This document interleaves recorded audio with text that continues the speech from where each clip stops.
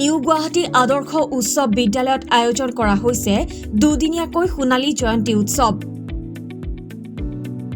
1975 চনত স্থাপিত হোৱা বিদ্যালয়খনৰ সোণালী জয়ন্তী বৰ্ষ হিচাপে 1 আৰু 2 এপ্ৰিল তাৰিখে আয়োজন কৰা হ'ব বৰ্ণাঢ্য কাৰ্যসূচীৰ। অনুষ্ঠানৰ প্ৰথম কাৰ্যসূচী হিচাপে আয়োজন কৰা হয় মাৰাথন প্ৰতিযোগিতাৰ।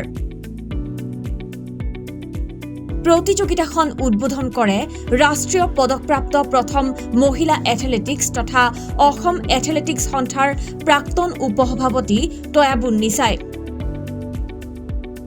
মাৰাথন প্ৰতিযোগিতাখন চানমাৰীৰ পৰা জু ৰোড হৈ গীতা মন্দিৰৰ পৰা নিউ গুৱাহাটী আদৰ্শ উৎসৱ বিদ্যালয়ত সামৰণি পৰে। প্ৰতিযোগিতাখনত পুৰুষ শাখাত প্ৰথম পুৰস্কাৰ লাভ কৰে বিজয় ডেকাই, দ্বিতীয় দীনেশ কুমাৰ আৰু তৃতীয় ছানিদুল ইছলামে লাভ কৰে বঁটা। আনহাতে মহিলা শাখাত প্ৰথম পুৰস্কাৰ লাভ কৰে পাহিয়ে, দ্বিতীয় ফুলমণি হাছং আৰু তৃতীয় পুৰস্কাৰ লাভ কৰে মায়া মেধিয়ে।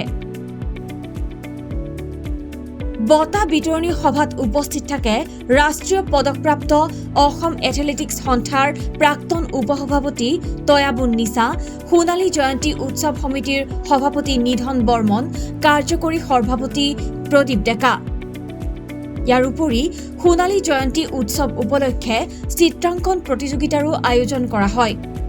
চিত্ৰাংকন প্ৰতিযোগিতাৰ উদ্বোধন কৰে গুৱাহাটী আৰ্টিষ্ট গিল্ডৰ সম্পাদক কিশোৰ কুমাৰ দাসে। লগতে খেল ধেমালিৰ শাখাটো উদ্বোধন কৰে সুৰত চৌধুৰীয়ে।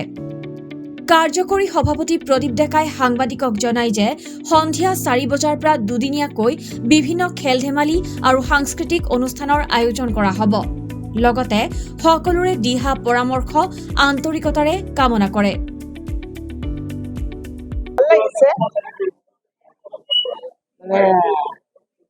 বৰ্তমান খেলা ধূলাটো ইমান আগুৱাই গৈছে, তেনে ফলত তেখেতসকলে যিটো সোণালী জয়ন্তী প্ৰথম পদক্ষেপ হিচাপে মাৰাথন দি আৰম্ভ কৰিছে আৰু মোকো ইয়াতে উপস্থিত থকাৰ কাৰণে কৈছে মই আপুনি মানে খেলা আৰম্ভ কৰিলোঁ। কিন্তু যিসকল কৰ্মকৰ্তা তেখেতসকলে এটা বিশেষ ভাল উদ্দেশ্য লৈ এনেখন মাৰাথন খেল আৰম্ভ কৰিছে আৰু ইয়াৰ পিছত আৰু বহুত অনুষ্ঠান আছে।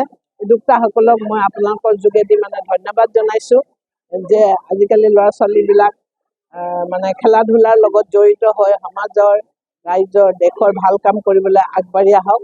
এনেকুৱা উদ্যোক্তা আমাৰ খুব দৰকাৰ আৰু বাকী থকা কামখিনি তেখেতসকলৰ যাতে আৰু গোটেই বছৰটো ধৰি এই স্কুলৰ কিছু কাম আগবঢ়াব বা বেলেগ বেলেগ কৰিব